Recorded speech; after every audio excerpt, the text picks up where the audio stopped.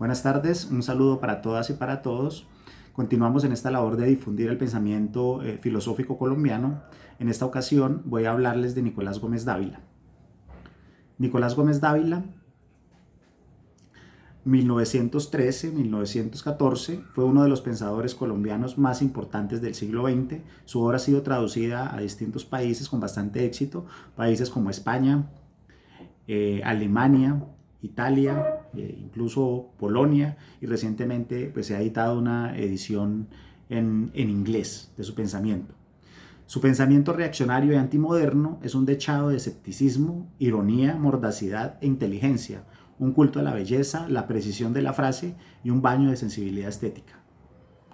La obra de Nicolás Gómez Dávila, que Nicolás Gómez Dávila publicó a partir de 1977, tiene como título Escolios a un texto implícito, a los cuales agregó en 1986 nuevos escolios a un texto implícito y en 1992 sucesivos escolios a un texto implícito.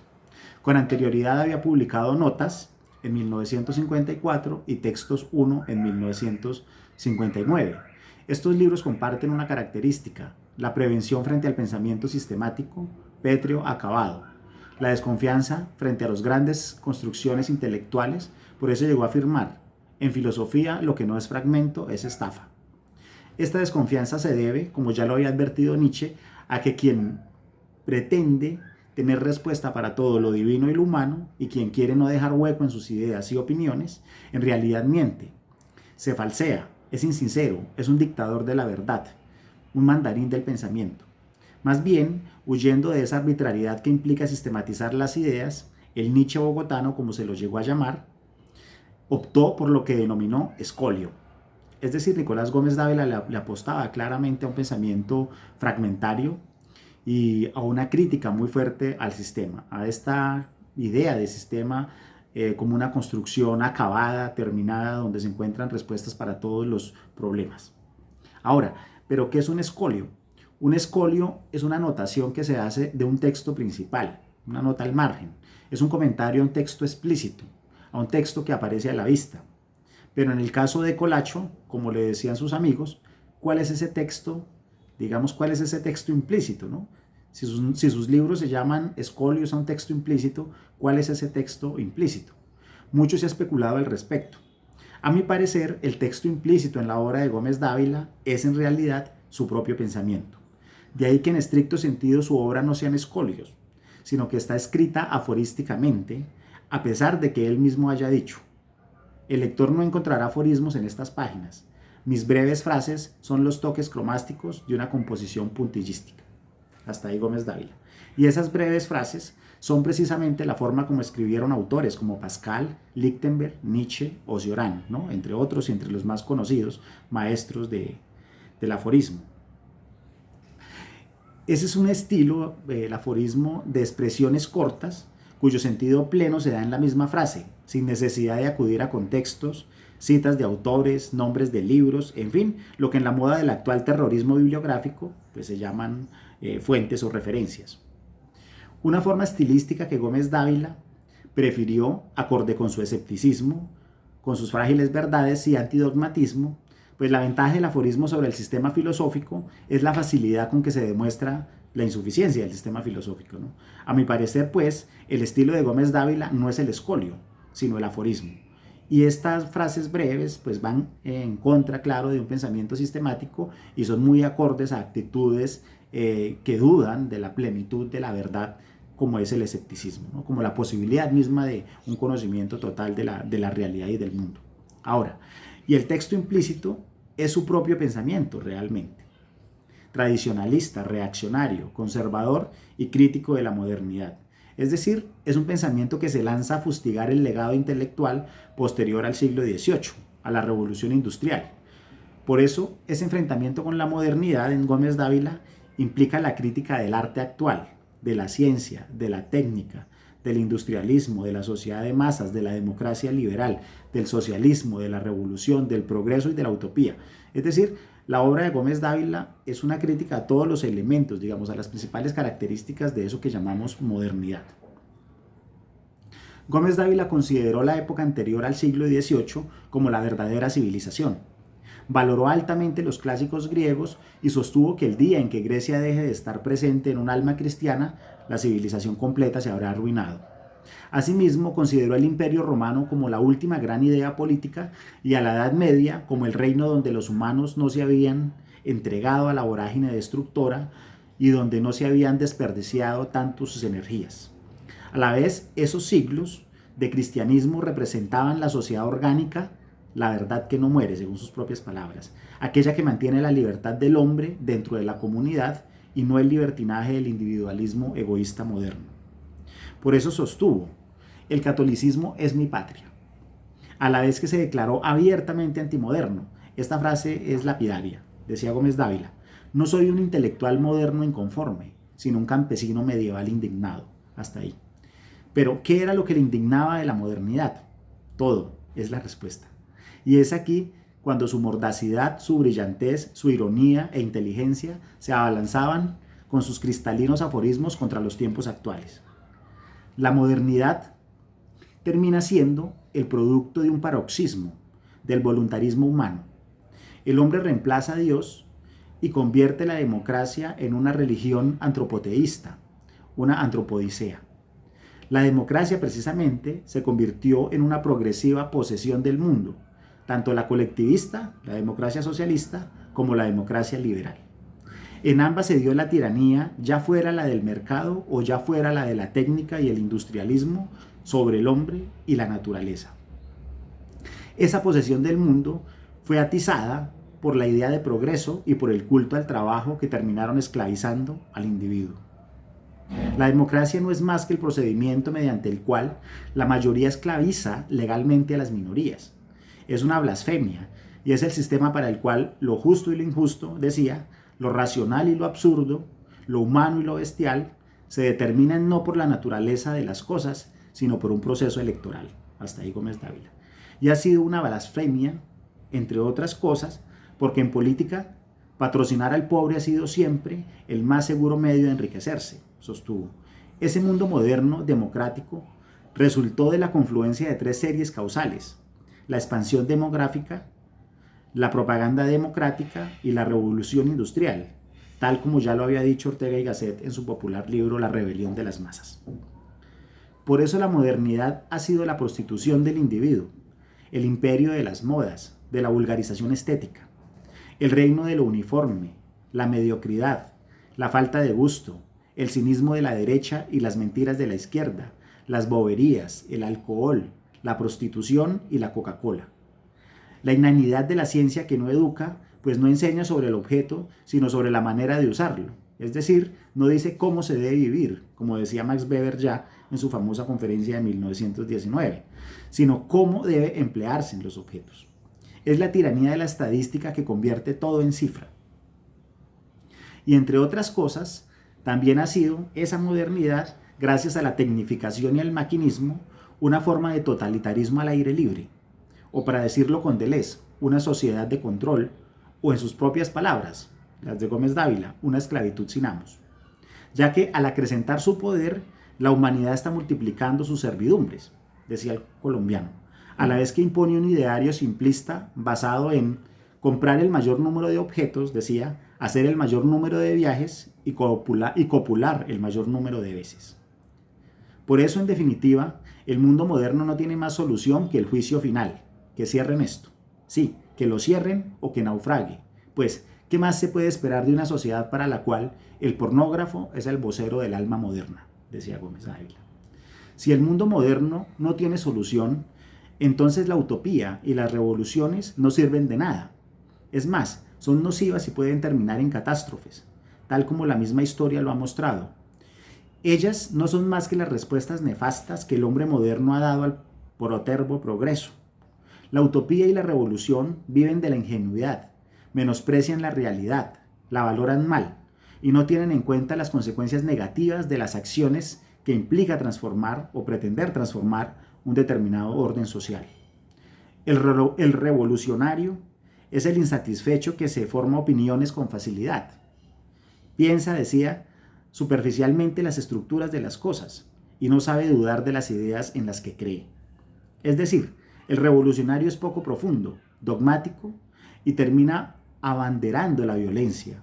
Pues, y aquí Gómez Dávila parece seguir a Joseph de Maistre, al principio de las revoluciones aparece el entusiasmo, la pureza de ideas e intenciones, pero una vez lograda la revolución, mantener el estado que se ha alcanzado implica el absolutismo de la verdad, la intolerancia, el dogmatismo y por último el uso de la violencia.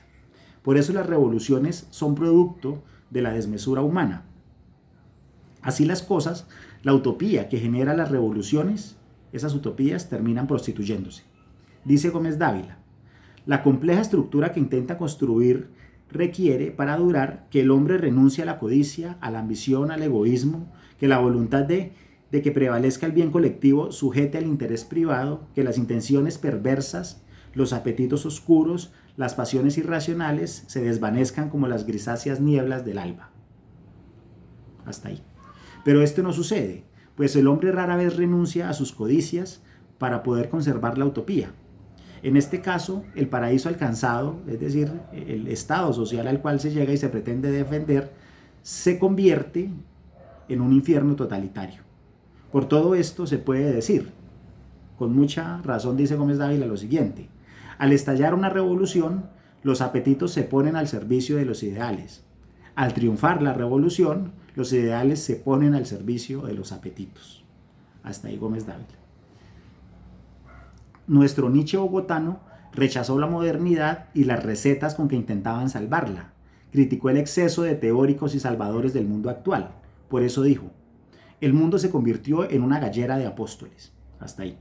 De ahí también su rechazo a los autores de moda, a los filósofos fashion que sustituyeron el trabajo del artesanado, del pensamiento y la filosofía, que sustituyeron la labor del concepto, el trabajo para los intereses del espíritu, etc., y lo convirtieron, como todo en la época, en una mercancía, en lo que podemos llamar ideas a la carta. En esto el pensador bogotano tiene razón. Hoy impera la astucia de la palabra, el ingenio conceptual, la frase feliz y efectista, el afán de originalidad, la laconicidad de la investigación y la prolijidad de las opiniones, el presentismo fugaz de la idea, el rechazo intelectual del que habló Falsborda, el colonialismo intelectual, del que habló Falsborda, o lo que es lo mismo, también impera el genio de las nalgas que puso de presente entre nosotros el antioqueño Fernando González Ochoa. Frente a estos vicios de la intelectualidad y la academia colombiana, Gómez Dávila resulta siendo un antídoto. No solo hay que evitar el mal gusto de estar de acuerdo con todo el mundo, como decía Nietzsche, sino que hay que volver a los puntos comunes, pero con valentía, con penetración. También se deben decir cosas impopulares, no por decirlas, sino por salvar las verdades que las mismas guardan y que están fuera del alcance de los intelectuales uniformados. Decía Gómez Dávila, algo que es cierto, algo que me parece correcto. El erudito que consagra su vida al estudio de la obra de un solo autor pierde todo sentido crítico. No solamente una especie de vanidad de propietario lo ofusca. La imparcialidad además deja de ser una virtud para transformarse en un horrendo vicio, la falta de lealtad. Esta crítica de los autores que se dedican a un solo pensador toda su vida, que viven y comen de él, es decir, que viven del vampirismo y la regurgitación, como he dicho en otros lados, pues terminan exculpando a sus autores de sus errores, ¿no? Terminan leyendo la realidad bajo una teoría construida, bajo unas formas establecidas, y entonces encorsetan la realidad en la teoría de su autor y leen todo desde ese punto de vista. Entonces esto es matar el pensamiento crítico y es creer que un autor tiene ya de suyo la verdad en la mano. El reaccionario no es amigo de la utopía, ya que en las utopías de una época se originan las matanzas de las siguientes.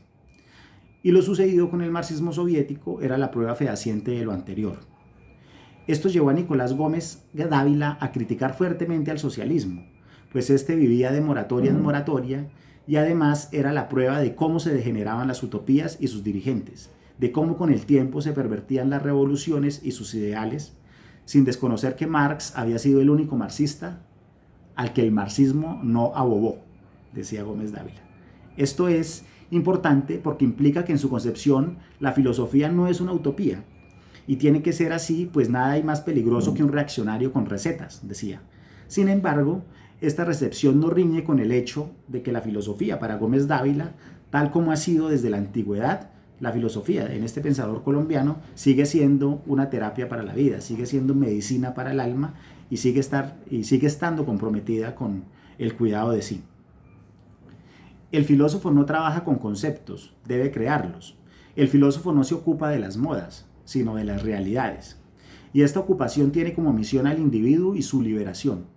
La filosofía le debe ayudar al hombre a soportar esta pasmosa realidad.